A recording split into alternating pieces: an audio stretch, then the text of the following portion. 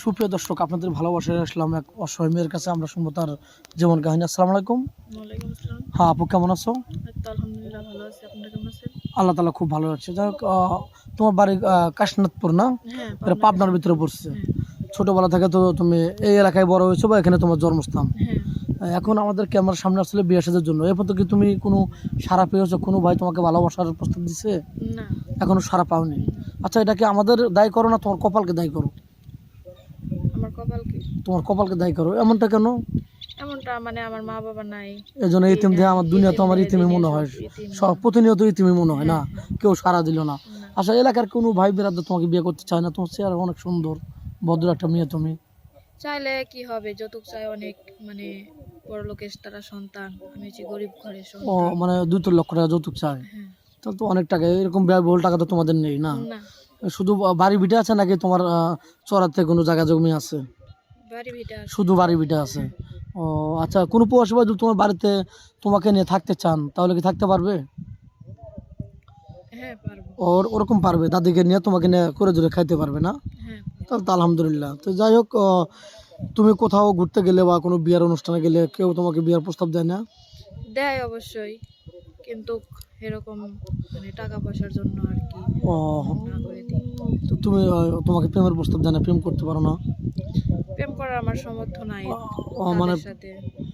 তুমি বলতে চাচ্ছ যে তোমার বাপ মা নাই, তুমি তিন মেয়ে, তুমি দাদির মান সম্মান নষ্ট করতে চাও না, হ্যাঁ। তুমি প্রেম প্রীতিতে ওগুলো করবে না নাকি? না, দেখ, তোমার কথাটা আমি বলে দিলাম কারণ তুমি খুব লাজুক বা নরম মনের মানুষ, কথা বলতেই হয়তো লজ্জাবোধ করো।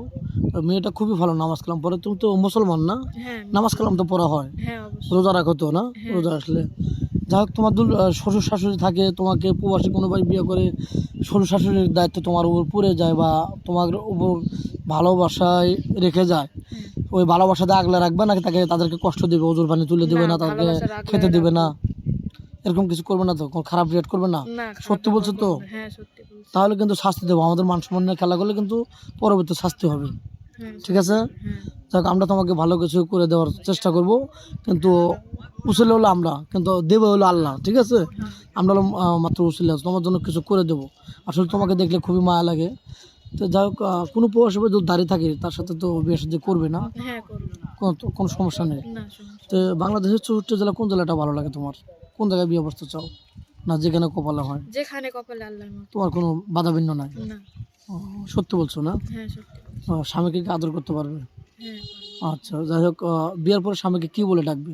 অনেকে জান সোনা পাখি বলে ডাকে, তুমি ভিন্ন টাইপের কিছু বলে ডাকতে চাও কিনা? না আমি ডিসাইড করো না এখনই, ওটা পরবর্তী ভিডিওতে শোনা দেবো নাকি? আশা করা যায়। তো যাই হোক, ভিডিওটা বেশি লং করতে চাচ্ছি না, তোমার ফোন নাম্বারটা দিয়ে যাও। আমার ফোন নাম্বার নাই। মেয়েটা কোনো ফোন নেই, আগেও বলা হচ্ছে মেয়েটা কোনো ফোন নেই, আমাদের নাম্বার দেওয়া থাকবে, মানে ইউটিউব চ্যানেল কর্তৃপক্ষের নাম্বার দেওয়া থাকবে। কেউ ভিডিও কল দেবে না, ভিডিও কল দিলে ব্লক করতে বাধ্য হবো। ভালো থাকবেন, সুস্থ থাকবেন।